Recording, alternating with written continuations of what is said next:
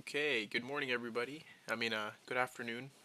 You are watching the Patriot Preaches. My name is Ashwant Tachari, and today is going to be a pretty good show. We're going to be getting into a lot of stories. We're going to be getting into at least two or three. It's going to be quick and concise. It's not going to be as lengthy and analytical, but it will be just kind of like a summary, just to wrap up what's been going on and some new developments with the Iran talks of their nuclear program with the United States and Israel. And first, we're going to talk about Trump wanting to get rid of Hamas, quoting he said he wants to finish the job with Hamas, and we will talk about the nuclear enrichment. Right. So we'll get into all of these things in today's show, but yeah, man. It's been a pretty slow week. I've had a lot of things to do, and I'm just trying to get up. I'm trying to get up. I'm trying to get the show going. I need to start posting on TikTok, right? I need to start clipping my stuff on TikTok. So if you're watching and you want to help me, you can clip some moments from my show and you can post on TikTok. Because I need to get a YouTube banner, right? So I need to get that done. So the point is, I want to start posting on TikTok once I have my YouTube established, right? I want to have everything set up, the banner and everything. Then, right, when people see me on TikTok, they'll click on my stuff and they'll be like, "Oh, this guy's actually committed. It's professional. Looks nice. Okay, yeah, I'll subscribe." But if it's not put together and I'm posting on TikTok, it's not gonna funnel as many people. So I want to get that all sorted out before I start posting on TikTok. But yeah, I want to have some people on too. But like the thing is, I'm gonna have to reach out. I'm not as famous, but I'm friends with a lot of like a lot of hooligans, right? So that's another problem, right? When you're friends, not all of them, but some of them are like a little on the spectrum, right? They're funny, but they're on the spectrum. They're just like all over the place. They're erratic, right? They're not about politics, right? So if I were to have them on, it would be for fun. It would be for fun, like something like Aiden Ross, right? It'd be something for fun. But if I want something serious, right, which I most of all is like this is what my show's about. It's about being serious. It's about helping America restore its independence. That's what it's about. But if we can't get that going, then I'm just gonna have to talk to you guys by myself, which is what I've been doing these past like 2 months. Honestly, I've just been talking to myself, and I think you guys watch the VODs. Some of you guys watch the VODs, so that's nice. But yeah, so we're gonna talk about the Iran um, talks. So this is another round of talks with the United States and Israel, right? So three European powers with an Iranian minister tried to reopen negotiations over the limits of its nuclear activities. European diplomats met with Iran's deputy foreign minister in Istanbul on Friday to try to restart negotiations on limiting or eliminating Iran's nuclear enrichment program and pledged to keep talking. Britain, France, and Germany have been urging Iran to meet again with the United States on its nuclear program and to make a concrete step toward restoring international trust in Iran's instance that its program is civilian, despite enriching enough uranium near to near near weapons grade to make 10 nuclear weapons. Right, so they're trying to their nuclear hedging is what's basically happening right now. Iran had halted fledgling talks with the United States after Israel launched a 12-day war with Iran last month. Operation Rising Lion, which is its official name, that damaged Iran's nuclear facilities and other infrastructure. After Friday's meeting, Kazim Garibaldadi, an Iranian deputy foreign minister, said that consultations with the Europeans would continue. The talks were frank and detailed, addressing issues including last month's war and the possible restoration of sanctions against Iran, right, said on X. If Iran fails to take serious steps towards a new nuclear deal, the Europeans say that they will initiate a procedure to restore severe United Nations and multilateral sanctions on Iran that were suspended under a landmark in the 2015 deal because Iran has been violating its terms. And if we can recall, right, The 2015 deal was called the Joint Comprehensive Plan of Action, the JCPOA, right? This is also known as the Iran nuclear deal, which was an agreement reached in 2015 between Iran and several world powers, the P5 plus one, China, France, Germany, and Russia, and also the United Kingdom, including the United States as well, plus the European Union, right? The deal aimed to limit Iran's nuclear program in exchange for the lifting of economic sanctions. Iran agreed, right, to reduce its stockpile of enriched uranium, dismantle two-thirds of its centrifuges, and halt work on heavy water reactors. In return for these sanctions, the UN, US, and EU lifted nuclear related sanctions on Iran, freeing up billions of dollars in frozen assets and allowing Iran to resume oil exports.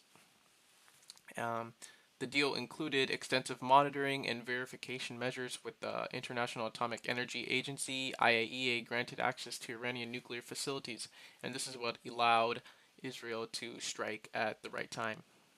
Um, and this agreement was initially for 15 to 25 years with some provisions expiring after shorter periods, right? So the significance was the JCPOA was aimed to prevent Iran from developing nuclear weapons by significantly extending the time it would take for them to produce enough fissile material for a weapon, according to a White House blog from the time. Right, the agreement in which Iran agreed to limit its nuclear program in exchange for sanctions relief expires in mid-October. The Europeans are willing to extend the deadline on restoring the sanctions because once they are restored, they are useless as leverage. And what's at stake is that little emerged from Friday's meeting, which did not include foreign ministers, but some deadlines are looming, and both sides said talks would continue. The Europeans have said that they will not move to restore sanctions by the end of August if Iran does not respond with a serious effort at a new deal. Iran, Europe, and the United States will have some leverage in renewed negotiations. The main sticking point, as it has been for months, is the American instance that Iran give up enrichment of uranium altogether and Iran's refusal to do so. Though damaged, Iran's nuclear program is hardly destroyed and it has gained plenty of knowledge about nuclear enrichment that cannot be bombed away. Without progress in negotiations to extend the deadline on restoring sanctions, the UN restrictions could vanish for decades. Thanks to the difficulty of achieving unanimity in the Security Council, where Russia and China both held vetoes, said Ali Germaya, an Iran expert with the European Council on Foreign Relations. Even an extension would require all the members of the Security Council to agree, including the United States, which may be a hard sell given the deep distrust of Iran in the Trump admin. So, before Friday's meeting, an Iranian foreign ministry spokesman, Ismail Baghai, told the state media that Iran considered the idea of extending a UN resolution that contains the snapback provisions to be meaningless and baseless, but it could still happen. And just a couple of days before, Israel and the U.S., there was a planted story that said they quit talks as Gaza starved. But that is not the case anymore. Talks have resumed. And where Iran is right now is that this week Foreign Minister Abbas Arachari of Iran said that the damage to the country's nuclear facilities had been serious and severe, that the enrichment had now been stopped, but he vowed, as he had before, that Iran would not give up the right to enrich uranium. And the Europeans are trying to use the threat of renewed sanctions to get Iran to restore cooperation with the UN nuclear watchdog and to negotiate a new deal to limit or eliminate nuclear enrichment. Iran has regularly insisted that it is not pursuing a weapon, but will not stop enrichment, as they do have the right to do so because you have broken their trust, right? When you break someone's trust, they're not going to listen to you. They're going to keep going. So they're going to keep enriching. They're going to get the nuclear weapon, which I think they should, right? Because it's not fair that Israel has one and nobody else in the Middle East has one. So they are doing the right thing. This is the only thing that they can do. They're backed. They are pressed up against the wall. And this is their only option, right? This is a do or die situation for Iran. So they will have to enrich the nuclear weapons. This is not a matter of fight or flight. As it has the legal right to do so, right? As I said, under the Nuclear Non-Proliferation Treaty, and that it would agree to strict limitations on that enrichment of the kind laid out, similar to the JCPOA 2015 deal. And Iran said that if the sanctions are restored, it will leave the Non-Proliferation Treaty and stop all cooperation with the UN nuclear watchdog. For their part, both Israel and the United States have said that they are prepared to bomb Iran again to prevent Tehran from making a nuclear weapon. Right. So if we're going to talk about Iran's uranium enrichment, Iranian diplomats have previously warned that Tehran could withdraw from the Global Nuclear Non-Proliferation Treaty. I have a hard time saying that word. I don't know why. Non-Proliferation Treaty. Okay, there. If the UN sanctions are reimposed, restoring the sanctions would deepen Iran's international isolation and place further pressure on its already strained economy. Before the June conflict, Washington and Tehran were divided over uranium enrichment, which Iran has described as non-negotiable right for civilian purposes, but the U.S. calls a red line. U.S./Israel, because, right, we're together. The IAEA says Iran is enriching uranium to 60% purity, far above the 3.67. I'm not. That's so corny. I don't know why I did that. Far above the 3.67% cap under the 2015 deal, but well below the 90% needed for weapons grade levels. Tehran has said that it's open to discussing the rate and level of enrichment, but not the right to enrich uranium. Iran also says that it will not abandon its nuclear program, which Aragachi has called a source of national pride. And that's where things stand, honestly, right now. And we can get into the story of Trump wanting to finish the job. Right, President Trump signaled on Friday that after the breakdown in negotiations for Gaza ceasefire and hostage deal, he believes Israel Prime Minister Bibi Netanyahu should escalate the war to get rid of Hamas.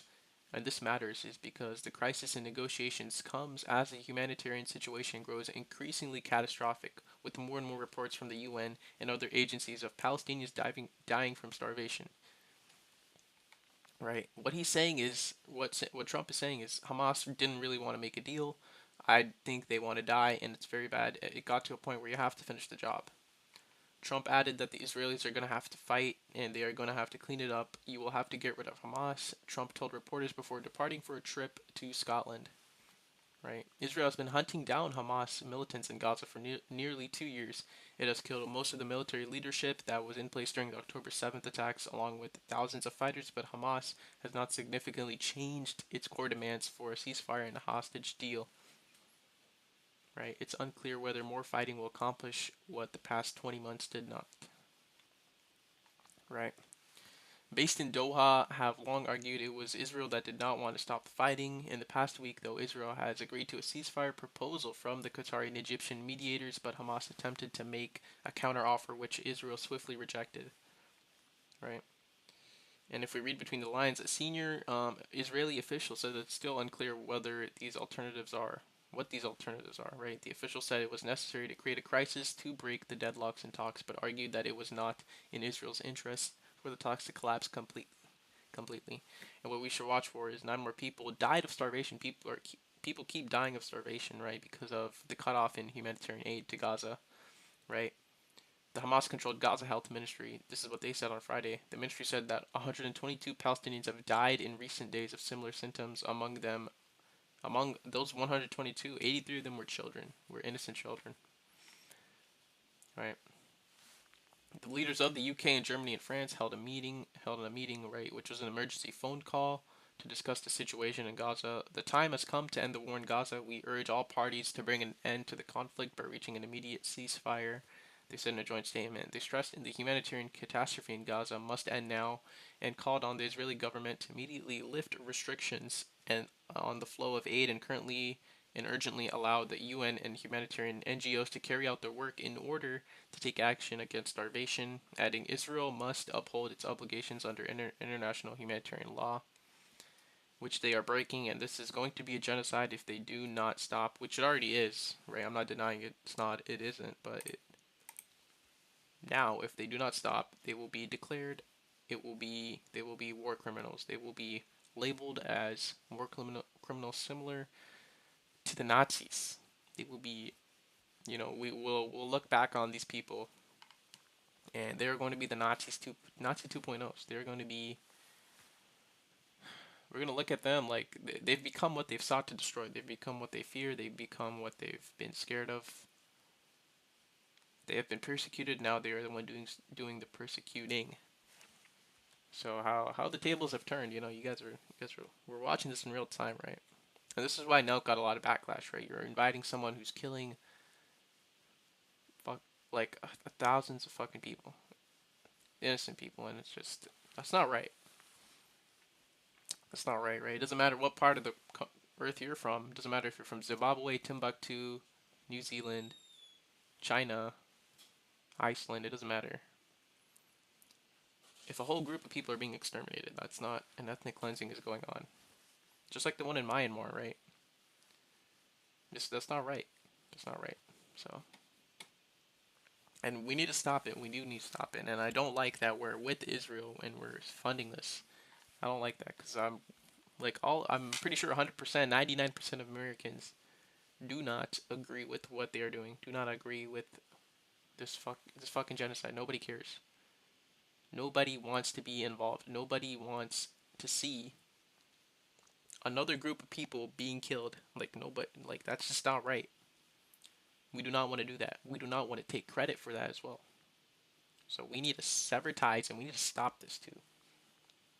It's not the job. My job is not only to. I don't want to just sever ties with Israel. I want to stop that too, because that's not right.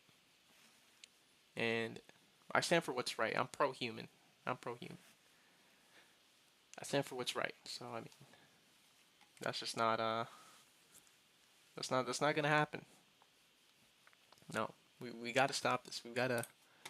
I don't know what we have to do, but we have to just keep the pressure on. We've got a mass awakening. Everybody's waking up. That's good. People are getting a lot of backlash. Trump is just. We need to stop Trump though. This guy, like, dude. I mean, he was 2016 fine. Now this guy's lost himself, man. This guy's not. This isn't Trump. And I've said this before. That's why I didn't vote. Kamala may have been better, honestly, maybe. But after seeing AOC voting against the cutoff for aid to Israel, that made me question if the Democrats are really on our side as well. If the Democrats are really America first, or are they Israel first? Because I feel like the Democrats and Republicans, it's not I feel, they are both Israel first. So we need to, I don't know, we got to come up with some. We need someone to rally behind. We need someone to rally behind in 2028 that will stop this atrocity, man. This is just insane. That's about it. That's about it. We got I mean, I talked about the T app yesterday. The T app is like, dude, it's like, I mean, Tate posted on Twitter today. He said, what did he post? Let's see. Yeah, he said the T app is great. The more fucked up your ex says you are, the more girls you'll get, which is true. Like, this is what I talked about. The more you're on the T app, the more you're being promoted on the T app. You have more social proof. More girls will want you because girls like guys that get a lot of girls. Like, let's be honest. That's the truth. You don't listen to a girl and you don't say, "Oh, I like the quiet nerdy guy. I like the guy who doesn't." No, don't listen to that. Don't listen to that. Maybe there's some like nuances, some instances where that's true. It's very rare, right? You don't listen. You don't. And this is a saying that everyone says: do not listen to a fish on how to catch a fish. You ask the fisherman. Girls will send their support on the app and say you're terrible, then DM you on Instagram trying to get a ride on the emotional roller coaster. Quote, abuse me, daddy, please. Quote, for you. I mean, Tate, I mean, he's not off. I mean, he's literally saying what I said. This guy's, and I learned from Tate back when I was 16, 17. So, he's not wrong. Uh, oh, we got, Aiden Ross saying free Palestine, which is, that's good. I mean, it's kind of late, but yeah, that's nice. We got,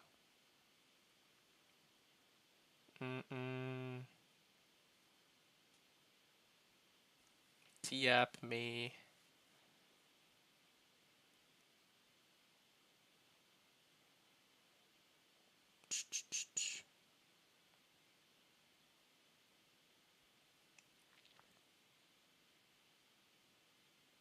Oh my god. The unfiltered. So what happened? So what's currently happened is the unfiltered selfies of women who have signed up for the Mandoxing T app have been exposed. They have been leaked on 4chan after a data breach, and oh my god, some of these are not.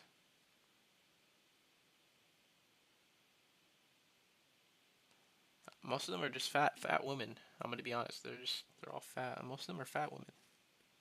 Yeah, I mean, if you look at them, oh my god.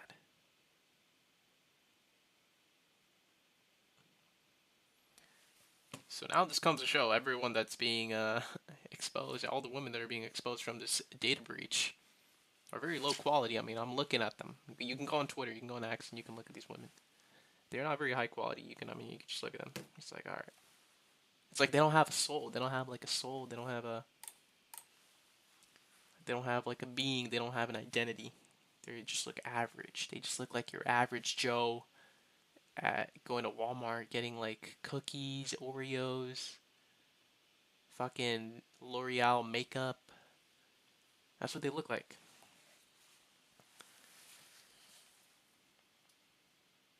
Oh, and they have their names attached as well, right? Yeah, so I mean, that's good. I mean, hey, thank God for this guy. I mean, thank you for breaching these women. Thank you. Thank you. I mean, that's a good deed. I mean, this is not right. I mean, that's not right. I mean, I would not want people lying on my name. I don't think I would. I'm probably not going to be on. I'm not going to be. I can guarantee you, I'm not going to be on that app.